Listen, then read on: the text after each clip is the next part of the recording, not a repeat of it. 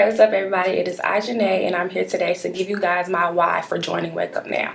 Now, it took me a minute to figure out my why, and the reason being was because in the beginning, my why was simply because I wanted better for my future children. I wanted a stronger foundation. I wanted more out of life. I wanted more money, more free time, more, you know, anything, everything. I wanted everything. I didn't want to work a 9 to 5 because I hate 9 to 5s. That was basically my why in the beginning. And what I realized about that why is that it wasn't strong enough. A lot of things made me realize that my why wasn't strong enough. Of course, I can want those things. I can want those things out of life, and I'm going to get those things out of life as long as I'm working hard for it. But it wasn't strong enough. A lot of people say that your why should make you cry. And I used to think back on my why and think like my why doesn't make me cry. It doesn't make me feel like I need to go harder. So let me figure out the deeper issue in my life. I took like 2 weeks and analyzed a lot of things that I went through in my childhood and that brought me to this position where I am right now. And I finally discovered my why, so I just wanted to share it with you guys. I grew up in Athens, Georgia. It's about an hour away from Atlanta, and it's basically where the University of Georgia is. Basically, in that city, it's really, really small. It's small. It's not like one of those country towns, but it's just really small because everybody knows everybody down there. You know, everybody has the same baby father. Everybody works at the same place. There's no escaping anybody down there because it's just that small. And as far as jobs go down there, they're scarce, and the only reason why they're scarce is because UGA owns mostly everything down there, which means that the students will get the jobs before anybody else who lives there. And as far as the people who don't go to UGA who lives there, basically they depend on warehousing jobs or jobs like, if it's not like McDonald's, Burger King, TJ Maxx, Target, anything like that, then they're going to depend on warehousing jobs or poultry jobs, which are the most highest paying jobs out there that you don't need without a degree, of course. They're the most highest paying jobs. And as I think back on that, I did not want to work at those type of places. Like, I have a sister, I have brothers, my cousins, even my father, they all work at the warehousing jobs, and I just wasn't the type of girl that wanted to grow up and work at a place like that and get my hands that dirty. I'm sorry to sound too prissy, but I mean, that's just how I was. I just didn't see myself working in a warehouse, because most of the time, when you think about warehouses, you think about men. You don't see too many women working in warehouses unless that's their last resort. And in Athens, it's that last resort for most women because they have to take care of their children. If it's not the warehousing jobs, then they're relying on the government, food stamps, Section 8, stuff like that. And I did not want to live that way. I did not want my life to turn out that same way. I'm 22 years old. And I have God willing, I have a whole life ahead of me. And I did not want to resort that way. I did not want to resort to working or having to rely on $12 an hour to pay for my children to go to school or my children to go on vacation, to take my children on vacation. I just did not want to do that. So that's part of where I'm from. That's my history of where I'm from, and that's the reason why I just had to find something better. The deeper issue or the deeper reason why I joined Wake Up Now is because when I was younger, I grew up in a tri-family household. Tri-family means three, which means that my grandparents raised me. My grandparents and my father raised me. My mother was never in my life. She still isn't in my life. That's a different story. But I grew up in a tri-family household. I lived with my grandparents, and they raised me. Loved them to death for showing me the way, for giving me the opportunity to actually live my life or have a fair chance at living my life comfortably. They were the ones who, put a roof over my head, encouraged me to stay in school, to go to school, get good grades, all of that stuff. My father, on the other hand, he was like excuse me for any religious people out there, I'm not saying my father is Jesus, but he was like Jesus to me. Like, he was like the man that I felt like I wanted in my life when I got older. He provided for me and my sister. He was the one who would basically give me anything that I want. I was the youngest girl from my father's children. I was the youngest girl. I was the baby. I was spoiled rotten by my father. I could get anything I want from my father as long as I asked for it. Because my grandparents were the ones who were, feeding me, housing me. My dad was the one who would basically give me all the toys that I want, or give me money to go on vacation or anything like that.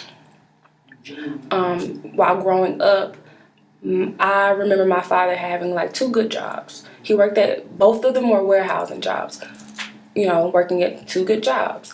He had a wife, he got married, had a good job, had his own house. Him and his wife had his own house. Along the way, I ended up getting a little brother. And slowly but surely, he was fired from that job. Now, I can't remember why he was fired from that job, but the point is he was fired from that job. Whether he did something wrong or not, he was fired from that job. And after that, he lost his wife, he lost his house, and he had to move in with me, my sister, and my grandparents. And I remember I was excited because I was like, oh, my daddy's going to be staying with me, yay. But that was when I was younger. I was younger and I was excited about my father living with us, but I didn't really realize that his life was going to change. Everything was going to change for him. So he moved in with us, and after he moved in with us, things started to get bad, really bad, with our relationship with him, with a lot of things. It's just, things started to get bad. He started drinking a lot, couldn't find a job. It took him years to find a job. He started drinking heavily. It got to a point where he would go to jail. He was in and out of jail a couple of months out of my life, or maybe even a couple of years out of my life, for drinking and driving. He was drinking, like, I remember him drinking himself to sleep sometimes, drinking himself out cold. We could be playing around him screaming and he would just be laying there out cold because he was drunk. And it was just a different person I was seeing. It was somebody I was seeing that was weak, that was vulnerable, that was needy, and that was desperate for something. He was in a place where he was desperate. He didn't have any money. He, like I said, he was living with my grandparents. He didn't have his own place. He didn't have a car. He didn't have a job. His life went downhill. His whole life crumbled. All because of that one job. Because that job fired him for whatever reason. I don't care what the reason is. It's just the fact that the job fired him, period. And it controlled his life and put him in a negative state in his life. With that, he and both of our relationship basically just started dying really, really fast.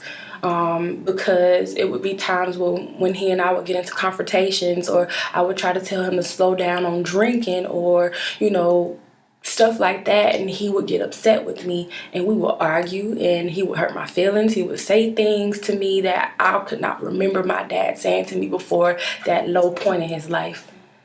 And it was just horrible watching my father go from Jesus to a helpless little boy. No disrespect to my father, but I saw it, and it got to a point where I was taking care of my dad.